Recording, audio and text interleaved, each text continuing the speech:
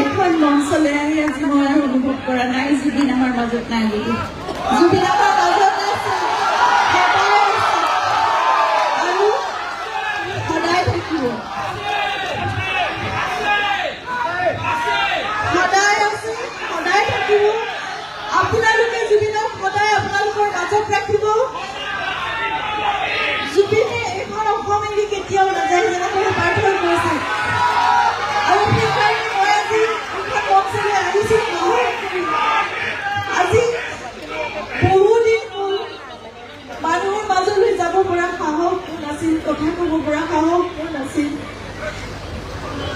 আবেগিক হৈ ভাঙি পৰো। কিন্তু আজি মই আপোনালোকৰ পৰা বহুত শক্তি পাইছো।